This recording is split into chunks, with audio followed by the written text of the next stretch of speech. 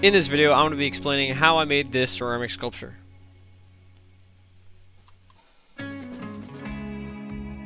Alright, so to start off, I got a new armature for Christmas, so I decided to come up with an idea, and which is just like another random thought, and it kind of went with my recent themes of technology and age and time. For some reason, my sculptures really involve time, and I like the idea of, you know, time passing and what we do with it and how we cope with time passing. So that's all on inside this sculpture, and that's the ideas I wanted to infuse into this this sculpture or this clay. All right, so let's talk about a little bit about what I'm doing here. So this is gonna look awful for a while because this sculpture, whenever I'm sculpting people, it looks so bad for a really long time. Whenever I'm roughing out the shapes of the face and roughing out the planes of the head and the shape and the size and everything, it just looks awful for a while. It doesn't even look human. And then it just takes a turn, and I can feel it like in the sculpture where it just starts looking better. It looks more detailed, and it starts actually coming together. And that's the development in the ugly stage, which is very easy to quit in the ugly stage. But in this sculpture, it was ugly for a while, really ugly for a while, and then I finally got around that. And I realized it was the eyes. So if you're making a human sculpture, one piece of advice I would definitely do is look at the eyes of the sculpture and the shape and the proportions of the facial features. Basically what I mean by that is the eyes are, I think, the most important part of the sculpture, of a human sculpture. And that's because I think I think I've talked about this before, but the eyes are the voice of the sculpture, in my opinion.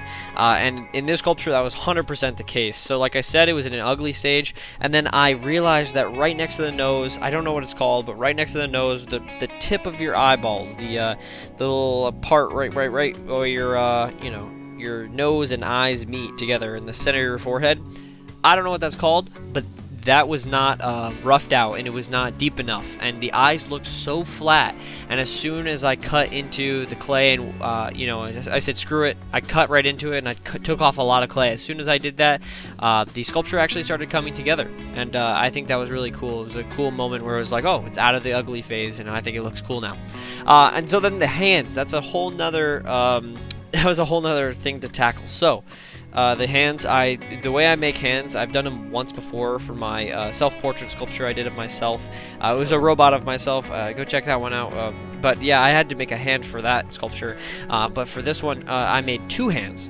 So what I did was I make a box, or like a three-dimensional cube that's shaped in the shape of my palm, and then I did a bunch of coils that are larger than they're supposed to be for each finger. Then of course I slipped and scored the fingers onto the palm, and then gradually I cut away the clay. I found this a lot easier of a method rather than just sculpting each finger individually and then tediously, slipping and scoring it to the block or the palm, the base of your hand, because that's just gonna mess up. And I found it easier when I put the hand together. I roughed it out in coils. I made the shape I wanted, and I moved the fingers the way I wanted it to be.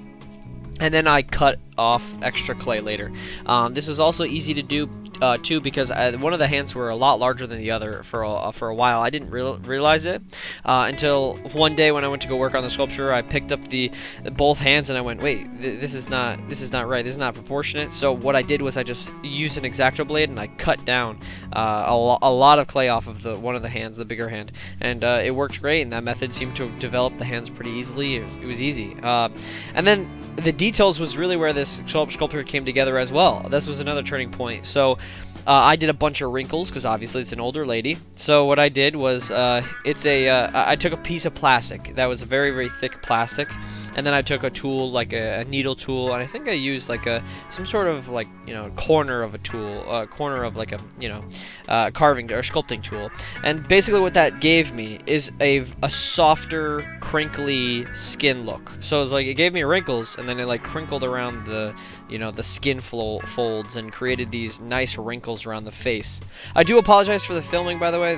My head got in the way of the camera a couple times, but it was hard to show you all the details of the sculpture. So there's a lot here to show, and filming it and sculpting it in such a small space. I know I don't really have a huge place to sculpt yet. I'm fortunate to have a shed that I can wheel throw in, and I'll be posting more videos on me wheel throwing inside of that studio.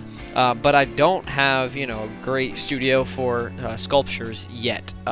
So hopefully that'll more to come soon. And when I go to college, I'll have I'm going to Alfred this fall. But when I go to Alfred, hopefully I'll have more space. But I don't know how much I'll be able to record. I don't really know if I'll be recording many videos.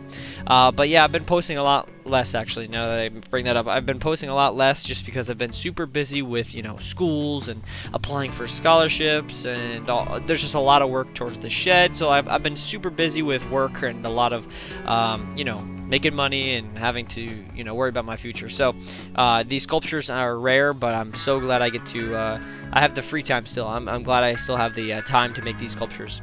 And that's another thing about this sculpture. This was just purely passion. I just really wanted to make this sculpture. I'm taking no class right now. I'm in a gap year, so there's no reason for me to make this sculpture. But of course, I just had this idea and I had to make it.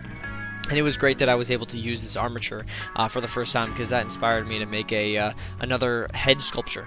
And so the idea going into this project, like I said, was the way this older lady was trying to bring back a sense, of youth. Like she was trying to build herself, physically, modify herself physically, so she, her body parts didn't fail her. And the more they failed her, the more parts she add onto her face. And that's my idea going into this. I like the idea that she was like, grasping onto time, and that cigarette kind of reflects time. I think personally, like cigarettes, take time away from you, and what does that mean? Why is she smoking that? So like I like this there's a bunch of ideas inside the sculpture, and I threw them all together, and I really love the concept, and I love the execution too. And I will show you in just a minute, but unfortunately this sculpture does have some cracks on the inside of the head. I think the problem came when I was building the sculpture. I kept adding clay. I think I might have forgotten when I added a layer of clay to slip and score very well, like super well, and add more water, and so that brought some cracks to the piece, which I'm really hoping, crossing my fingers, that when I do a really slow bisque fire, that it doesn't crack or explode inside the kiln. This one's going to be risky, but I hope it comes together well, and I'll definitely be making another video of me glazing. So I hope you guys enjoyed this video, and I will see you in the next one.